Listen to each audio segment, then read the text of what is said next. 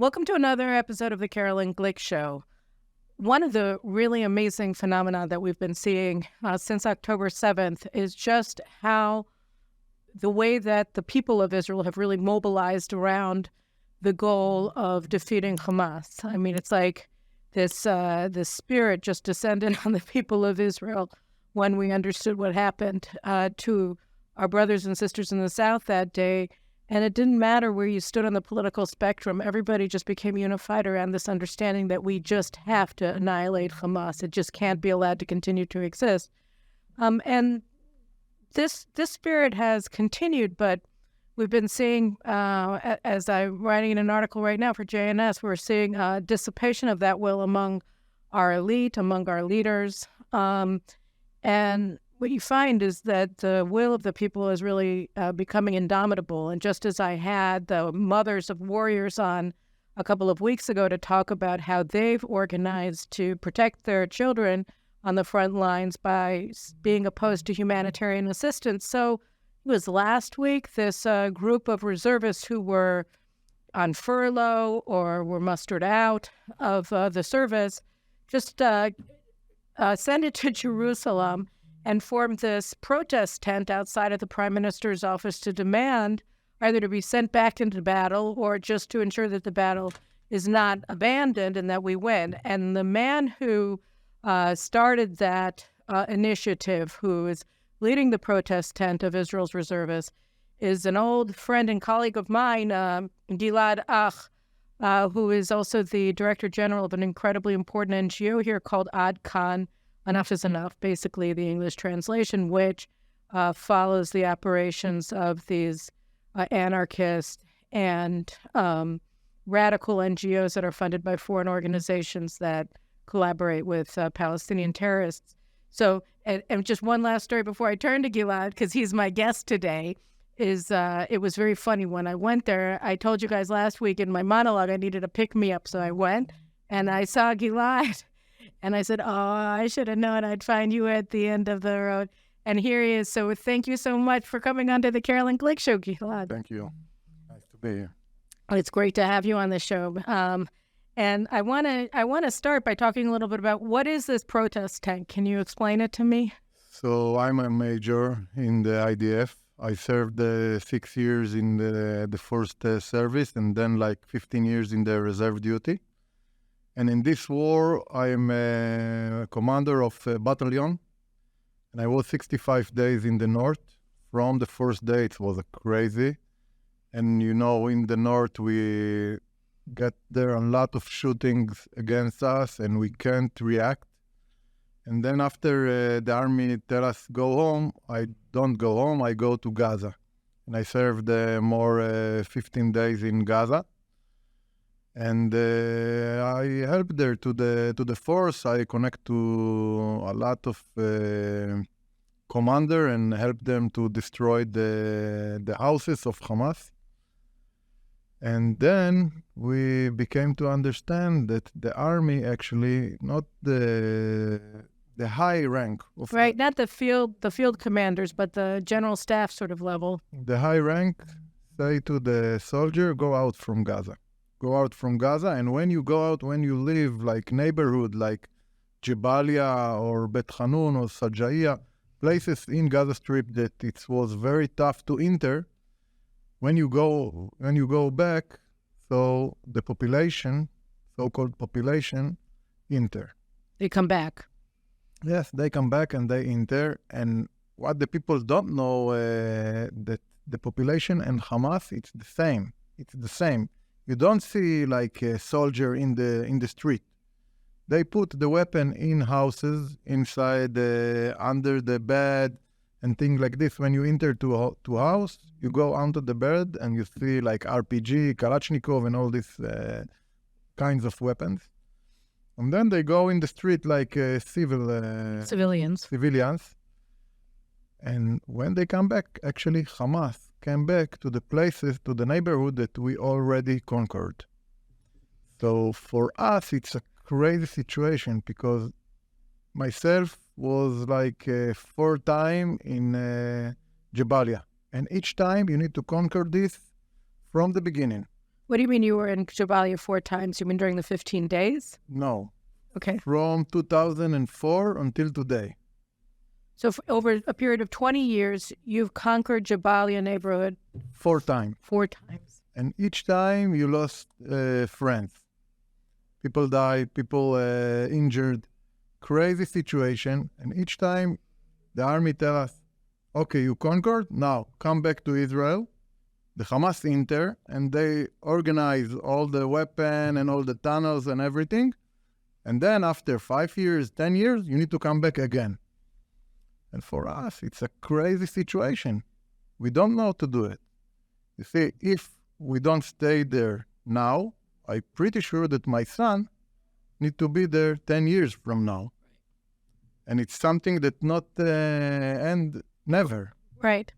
And the thing is that now we've seen what they want. They did it. You know, we had a one-day Holocaust.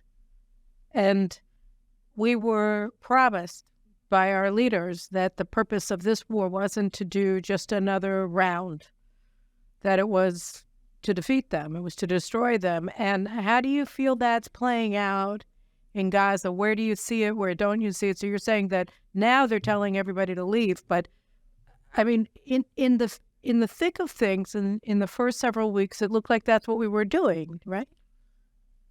You see, the big feeling that each soldier that go out from Gaza or from the north have is the gap, the big gap between the soldier in the field to the leadership. They're like, don't understand nothing. They don't understand what happened in the field. Or maybe they want to go to a place that the soldier don't want to go to this place. Okay, we are very strong against the terrorists. They're afraid from us. When you go inside with parachutes, with tanks, with all the weapons that we have, and actually with the courage of the soldier, they're run away. They're afraid. They can run away. It's not like they handle with civilians in the 7th of October. They're afraid from us. And we are conquered the place and lost friends. And then what the leadership does with our achievement, they give it back to Hamas. And it's a crazy situation because they are not lose nothing. They are not lose friend. They are not injured. They not care, actually. You're talking about Hamas. No, or the leaders. I mean to our leadership. Our feeling that they are not care what we are, what happened to us. Mm-hmm. This is the crazy situation that we feel, and I think the most of the soldier feeling. And we want in this time to finish this in a clear victory. Not something that the day after the agreement, they are shooting more rockets and they say, okay, we save our capability to shoot rockets. No, something we get so strong hit in the 7th of October that we have all the legitimation to give them like a knockout. Right. And so what would it look like? Because one of the striking things about this war is that the general staff never gave us benchmarks. You know, what has to be achieved in order to say we won? We don't have any. I mean, I know you put out a plan early in the war that said this is what a victory looks like. What does a victory look like? Okay, first of all, we understand that our enemy don't care to die. They don't mind dying. It's not do nothing for them because they believe very strongly that the moment after they die, they get 72 virgins. Exactly. So it's the best position for them. And for their family, they get a lot of money if they died in the battle. So this is not something that changed the mind. It's not victory for us. I think that victory is to took a part of Gaza Strip, to took a land from their area, to put it in Israeli, inside the Israeli. To just annex it, to say, okay, guess what? You've lost territory. Like exactly. They need to lose territory. And why is that? Is that just from a security perspective? Because they were talking about maybe making a kilometer-wide buffer zone that... No, not because of security reason. because in the mindset of all over the Middle East, people understand the guy who entered to war in Israel, he lost territory. This is something I think that everyone can understand this, and it's very clear, and it stays for years. The second thing, we say they have 2 million Palestinians in Gaza, something like this. Open the border. Give them to go away. Right. And then also, they lost territory. They lost population. This is a clear victory. You're not talking about pushing them across. You're talking about letting them leave. In the last year, 100,000 people left Gaza Strip with cheap, with a lot of with boats, with a lot of way through Egypt, through the tunnels. So if just we open the border, I'm pretty sure that they can move. Also in Adkan, in our organization, we speak with Arabs, also in Gaza. And we saw the motivation to leave the Gaza Strip. You have the people that are part of Hamas. I don't know how much, but a lot of people that are part of Hamas, and a lot of people that don't want to be connected to Hamas. So, okay, open the border. It's true. I think I talked about it last week on this show, and I certainly wrote about it in my book, which is that, over the years you've had, I think so far the estimates are 300,000 at least Gazans who have left. And they leave every time they can. Like every time that the Egyptians open the border, you get people just rampaging to get across it. And what one of the demographers or the survey people were saying, I think like a while ago, we're talking about 5-10 years ago, they were saying that the people who want to be successful, that want to build a family, that people who have dreams in this world, they want to leave. And you have like these fanatics who want to stay because that's what they're for. They are for death. That's what they want, which makes it much easier for us to identify who the enemy is then. Right? Also, the leadership, the family of the leadership of Hamas, they are not in Gaza. They are in Europe, part of them in Israel, by the way. Oh, nice. In the Negev. So they understand what they do. They use the population there to attack Israel. This is the whole story. And Israel entered to this story, Malkodet. To this trap. Yes. They are say, okay, this population, they are suffer and everything. No, open the border. Don't give them to be like a instrument in this play. Right.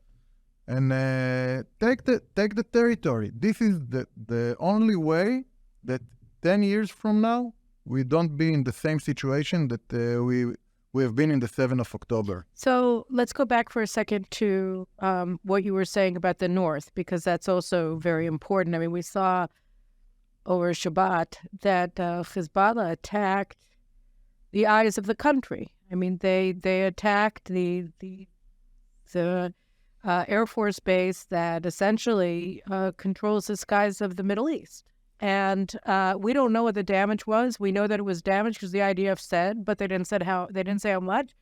But this is an act of war by anybody's measure, and yet we keep getting pressured by the United States to agree to stand down and to accept that we're supposed to give land to Hezbollah in Mount Dov, which is one of the most strategic sites in Israel, and in Rajar. And what was the feeling when you were there? You were there for how many days? 66 days? Yes. What's happening? So in the first day when I came, it was a lot of Andrelamusia. Just craziness. And the commander tell me, you take this part of the border and be ready that Hezbollah attacked you. Uh-huh. So I took a tractor. I have one of my soldiers have a license to drive on tractor. I tell him to block all the road between Lebanon to Israel. We block the road inside Israel. You see, with sand, with קוביות beton. With just concrete blocks. Everything that we find with trees, everything, we block the road.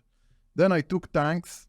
I found tanks in the field, and I put them, and I tell them, okay, you be here, be ready. If Hezbollah enter, we kill them.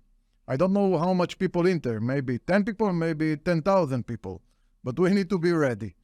And this was the first day. So there was nothing. There were no defenses on the border. It's a very small group of soldiers.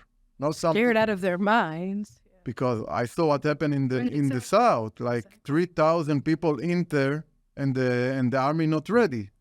It's like the peace started. They was not ready. They were directing traffic. Oh, Nero's, it's right over there. It's a crazy. And the day after, I say to my commander and the high commander, every person that I can speak with him in the high level of the army, I tell him, come on, let's hit first. Don't wait that they are attacked us. And a few days after, because something in the mind of the army understand, maybe Iran is behind all this story. So we have to send the people. Maybe the next step of Iran is to send Hezbollah. So they send all the people from Kiryat Shmona, from Metula, from all the kibbutzim and the moshavim in the north. It became to be crazy. You see, just soldier, all the road closed. You can't drive here because it's open to Lebanon. You can't drive here because it's open to Lebanon.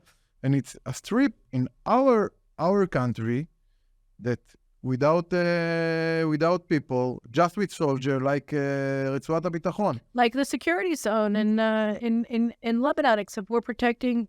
This is in our territory. Right. Not in their territory. We're in Israel, and we've turned northern Israel into a security zone with no civilians, because civilians can't be there. It's too dangerous. And I say to my commander, the high level of commander, I tell them, okay, come on, let's hit them. We have so many soldiers, 150,000 soldiers here just in the north.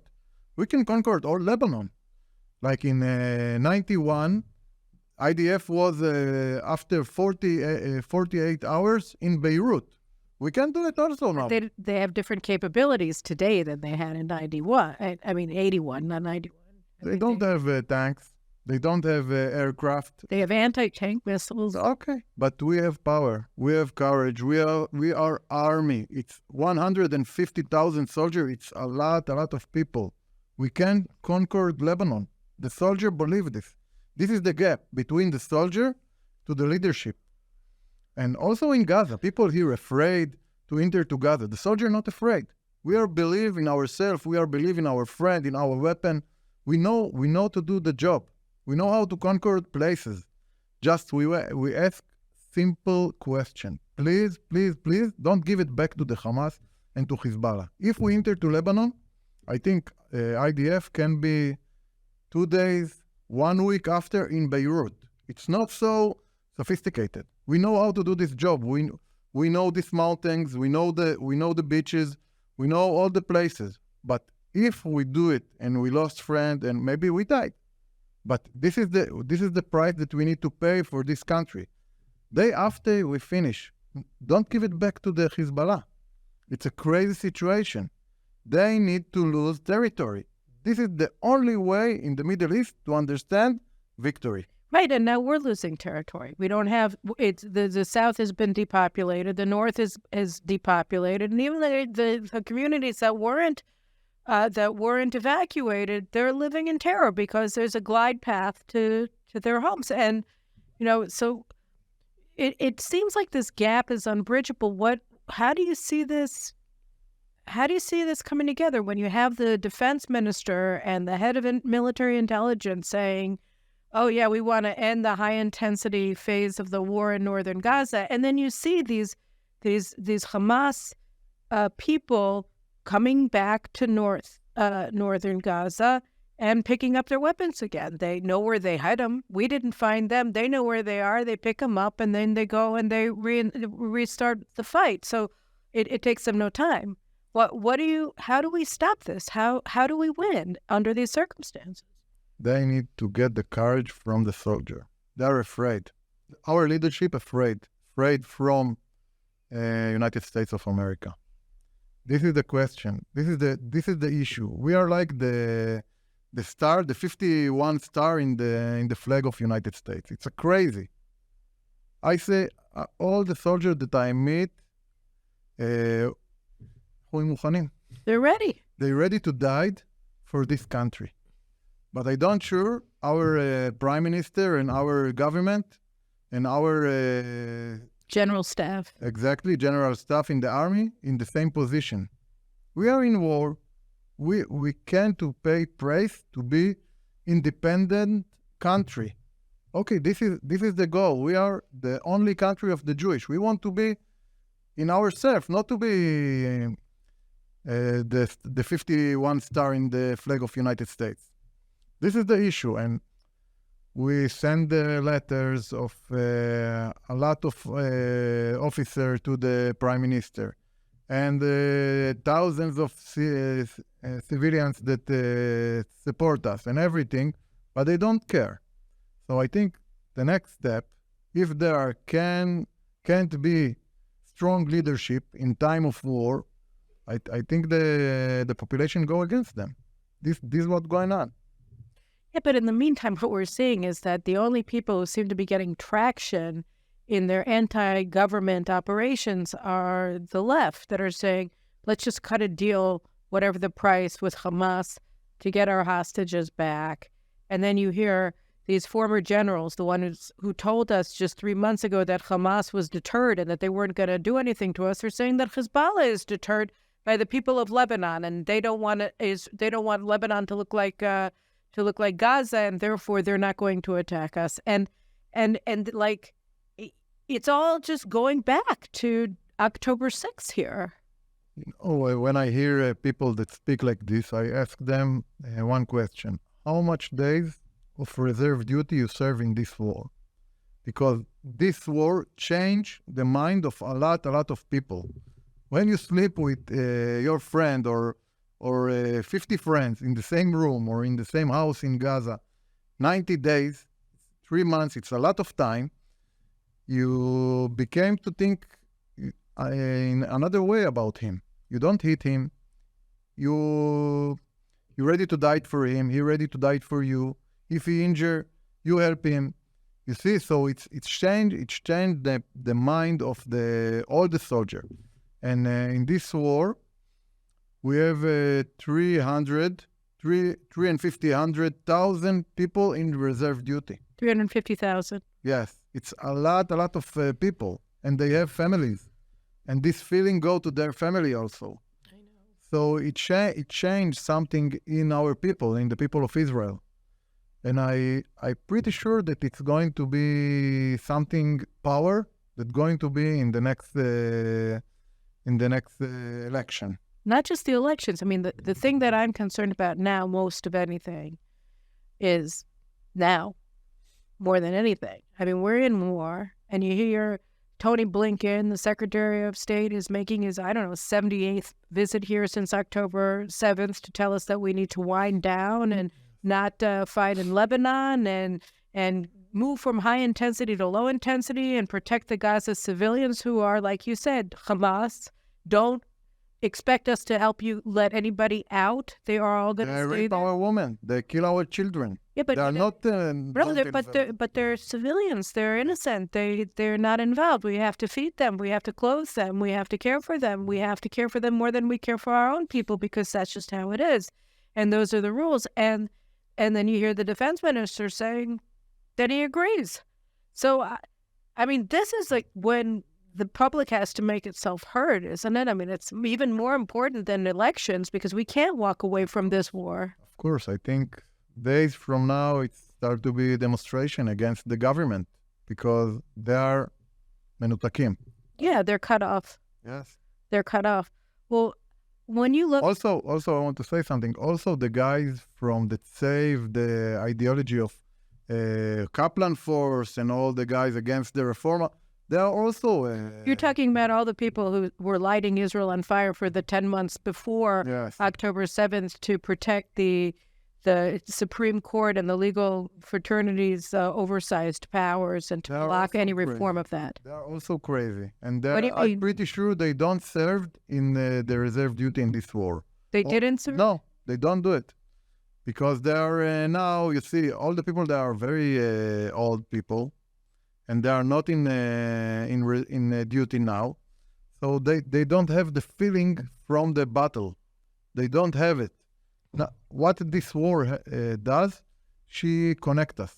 She makes us very united. Right, and there's solidarity among the forces and among the families of the forces. Exactly.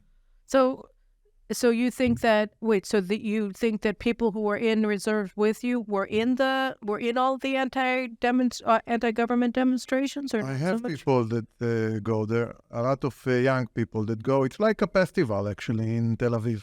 You see, women, guys, boys, everything, good music. Saturday night. Yes, it's like a festival. They don't think a lot of Supreme Court, not Supreme Court. It's not care.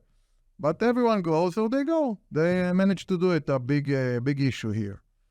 But now they think, okay, we're not against you. You're not against me. We are together. It's something else. This is something that not enter until now to these people that try to, again, to do all the demonstration against, to take us one against other. And it's also not this spirit not get to the government until now. And I think it's something that's going to change in these days. When I came to see you guys last week, I saw, I think, 2 members of Knesset. One was sitting with you when I came in, and another was waiting for that guy to leave so he could sit with you. And it just felt like you were like, the beauty queens, I mean, like everybody wants their picture taken with you and to show that they're in solidarity with you. Is that parade of politicians still going on? Politician came, and a lot of people came. People that just go out from Gaza, go to the tent next to the Prime Minister office. But I think a lot of people in our nation understand that they want to take part of this war, even that they are not in duty. So when they came, they feel part of this. Right. And I think it's something strong. But the issue is to take the spirit, not just to say, I'm with you.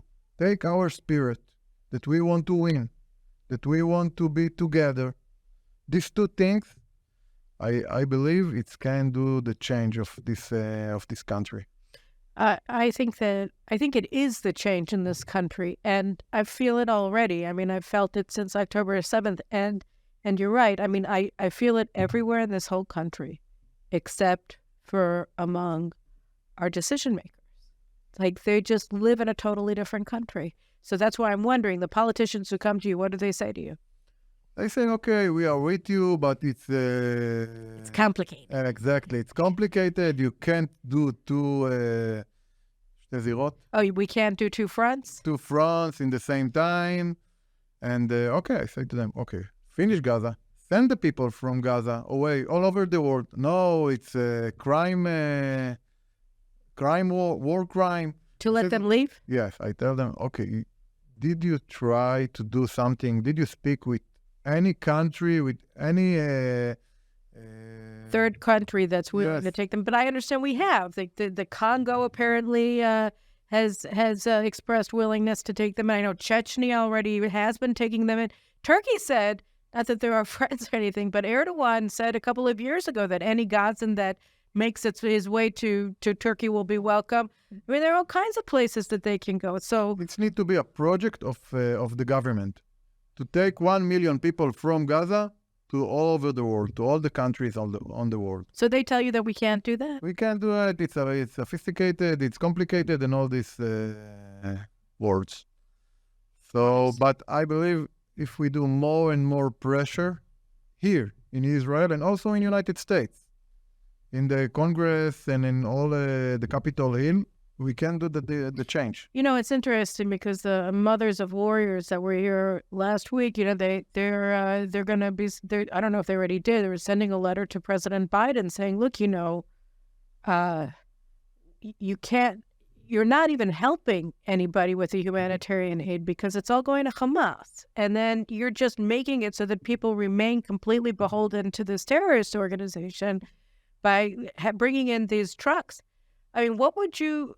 I guess the last question about specifically about Gaza. I mean, why isn't the IDF controlling the humanitarian aid? Why are we just letting it go? I mean, it's just the weirdest thing. Like, even now, when some of it is coming in from Israel, and we're not controlling its distribution. It feels like they're not even trying. Yes, you know, they're not even trying.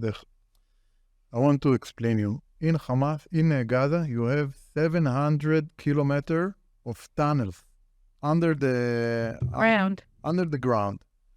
So to do it, you have so many people that work on it. On the tunnels.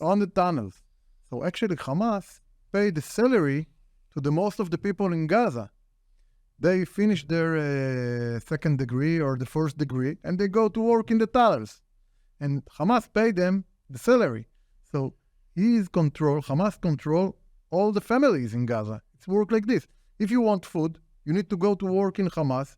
They give you money, you buy the money, and it's happened like this. Hamas control all the family, all the Hamulot in Gaza. And the other Hamulot that don't work in the tunnels, they work to bring a weapon. You know how much weapon you have in the Gaza Strip? It's not so big place, like 40 kilometers. North to south. Yes. So you have each house, you have RPG, you have bombs, you have Kalashnikov. Each house, one house without weapon, you don't have in Gaza Strip. So half of the population work to bring weapon, and half of the population work to build the tunnels. So actually, they control everyone.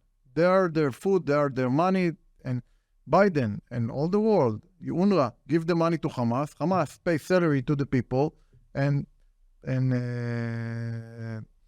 create a terror country.